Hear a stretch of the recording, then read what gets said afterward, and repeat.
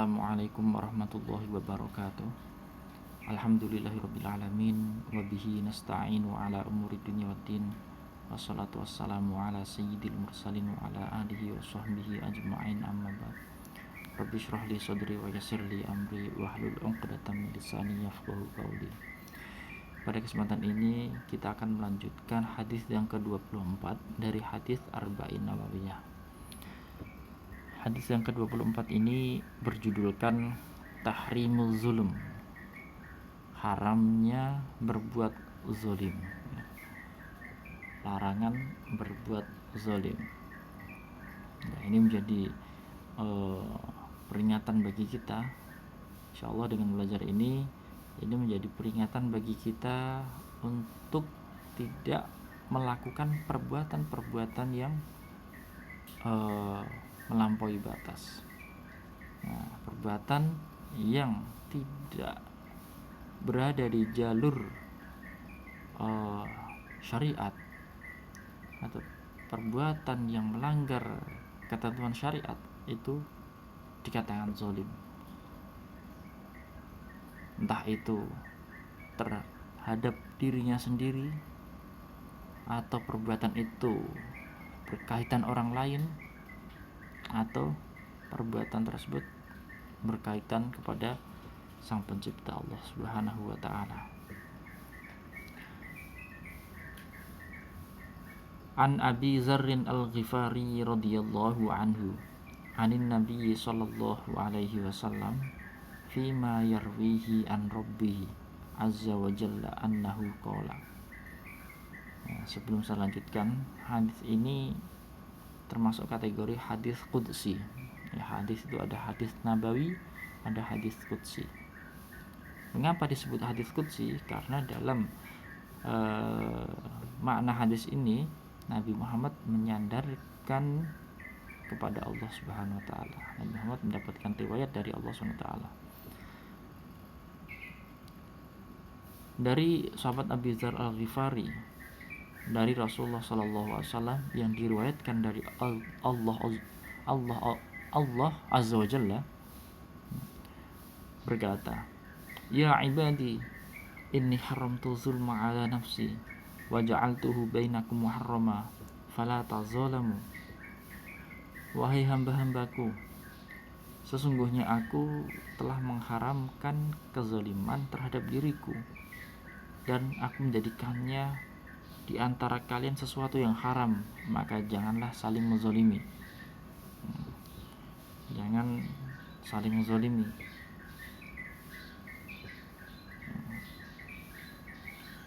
Ini untuk saat ini banyak orang yang lalai terhadap hal ini. Banyak saudaranya sendiri dicelakai, dirinya sendiri dicelakai. Dia dengan melanggar syariat itu berarti menzalimi dirinya sendiri. Itu. Janganlah kalian saling menzalimi. Ya ibadi, kullukum dhallun illa man hadaituh. Wahai hamba-hambaku, kalian semua adalah orang yang tersesat, kecuali yang saya beri hidayah. Fastahduni ahdikum, maka mintalah kepadaku hidayah, aku akan memberikannya, kata Allah.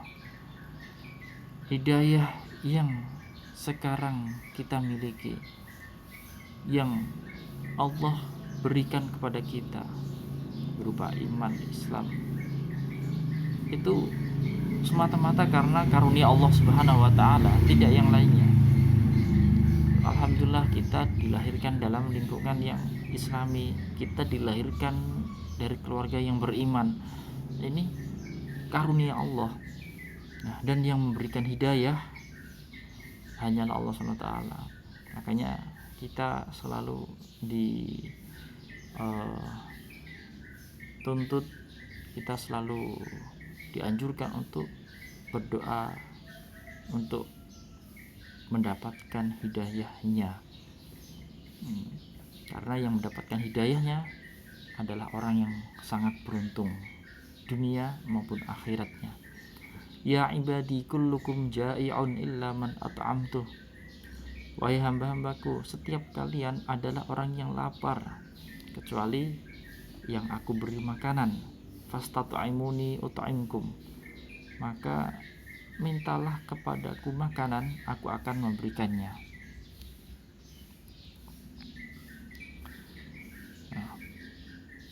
Makanan yang kita terima, makanan yang kita makan, minuman yang masuk dalam kategori rizki, itu juga semuanya adalah karena Allah.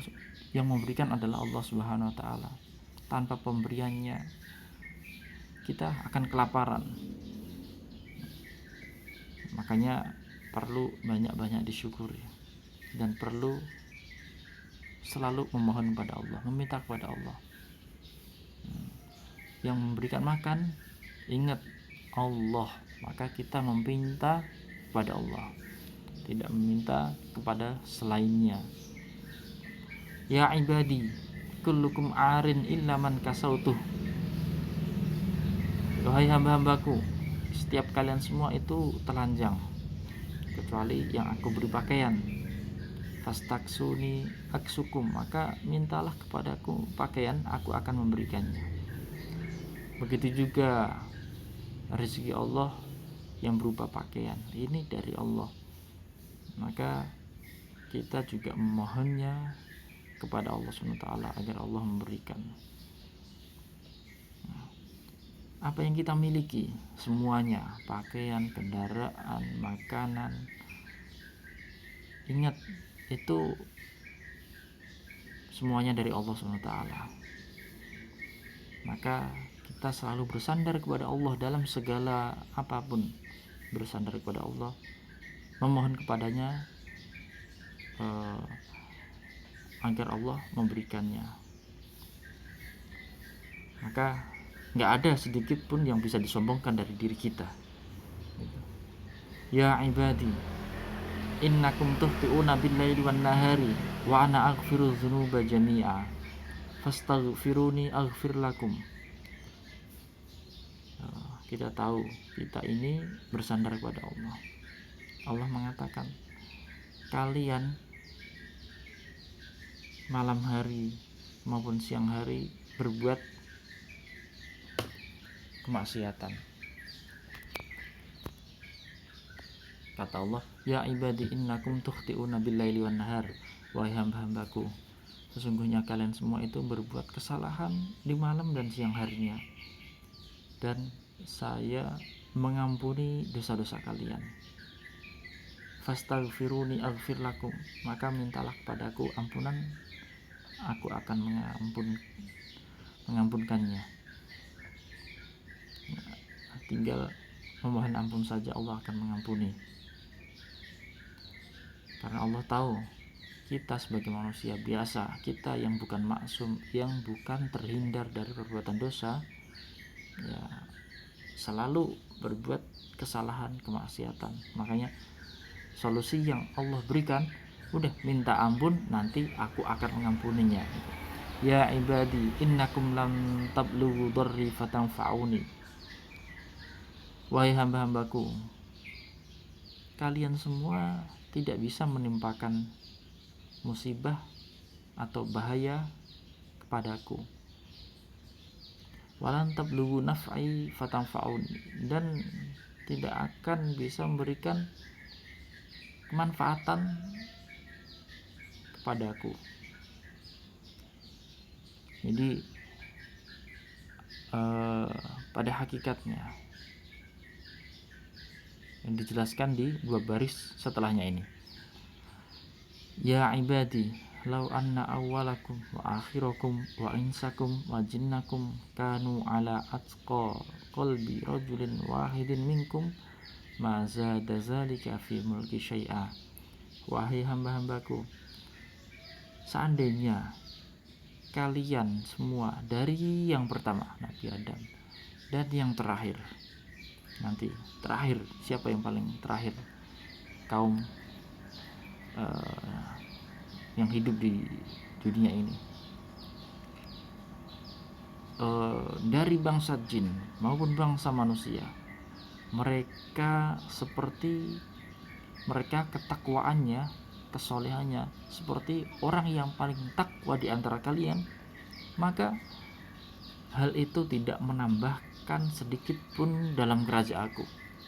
Saya sebagai Tuhan, saya sebagai hamba, kata Allah, saya sebagai Tuhan, saya sebagai raja, pemilik segalanya. Dengan ketakwaan kalian, amalan soleh kalian, amalan-amalan kalian itu tidak menambahkan kerajaan saya, kata Allah. Ya ibadi law anna awwalakum wa akhirakum wa insakum wa jinnakum kanu ala afjari qalbi wahidin minkum ma naqasa dzalika min mulki syai'a. Wahai hamba-hambaku, seandainya kalian semua, dari yang pertama dan yang terakhir, dari bangsa jin maupun manusia, semua kalian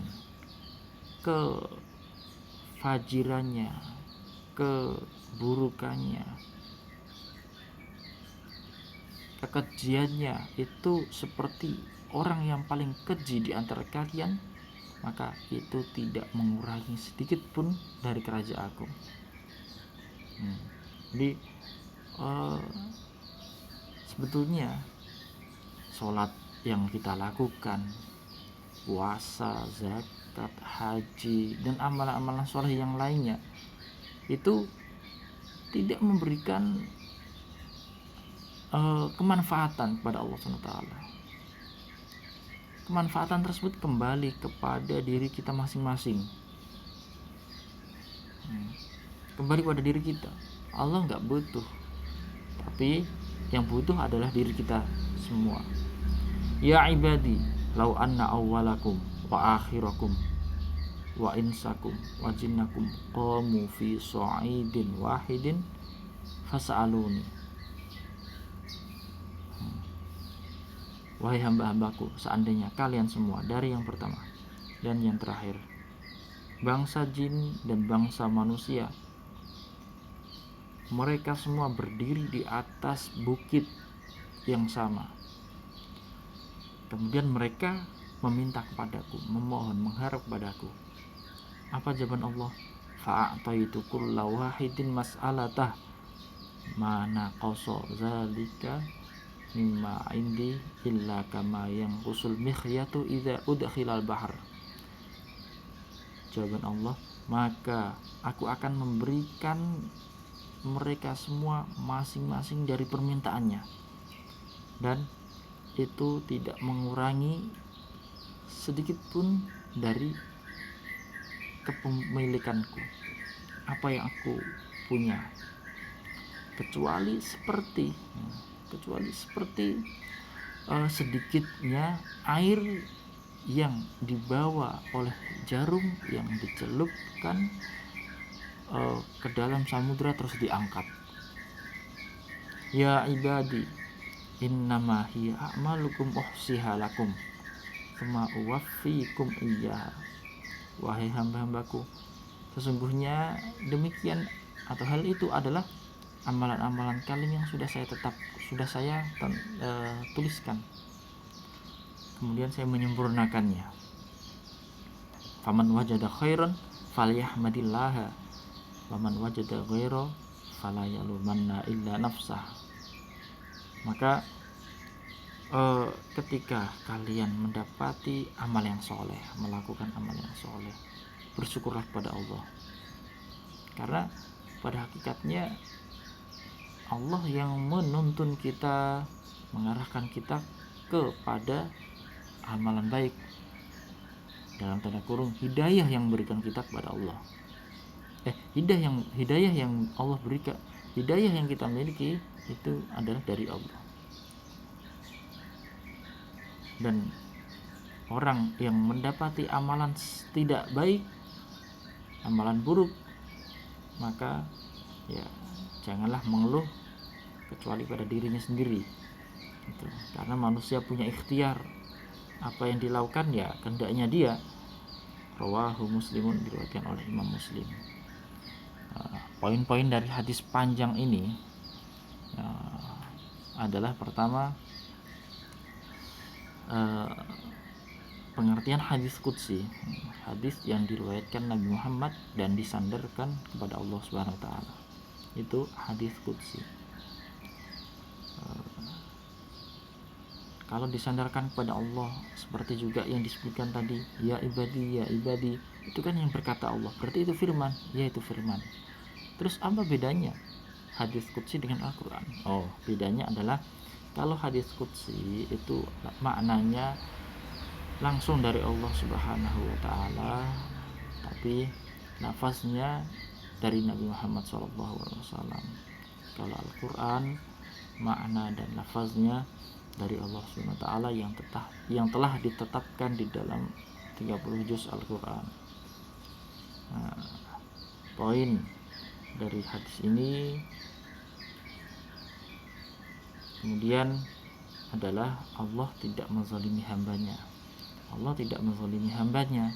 Allah memberikan balasan kepada hambanya sesuai dengan amal perbuatannya.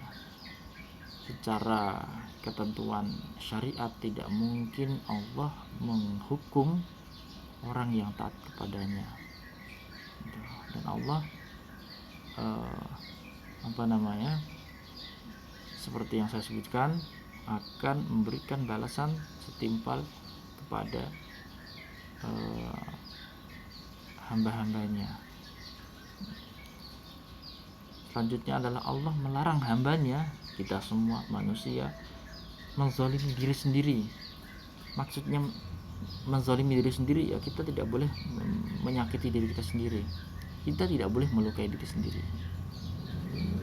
Termasuk lagi adalah kita tidak boleh menghantarkan atau menjerumuskan diri kita ke dalam maksiat, menjerumuskan diri kita ke dalam api neraka, ya dengan kemaksiatan, dengan menyekutukan kepada Allah. Na'udzubillah min dzalik. Orang yang bermaksiat itu sama juga dia menzalimi dirinya sendiri, karena dia menjerumuskannya ke dalam api neraka. Dan Allah melarang menzalimi orang lain. Jadi kepada sesama jangan sampai kita menyakiti, melukai dengan tulisan di medsos, atau dengan lisan, atau dengan perbuatan. Jangan sampai ini kita berbuat zalim. Ketahuilah bahwasanya doanya orang zalim, doanya orang yang terzalimi itu sangat mustajab.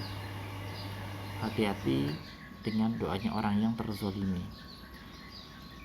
Selanjutnya, makhluk manusia atau ciptaan Allah secara umum sangat membutuhkan kepada Allah dalam segala hal. Kita tidak bisa terlepas dari Allah SWT.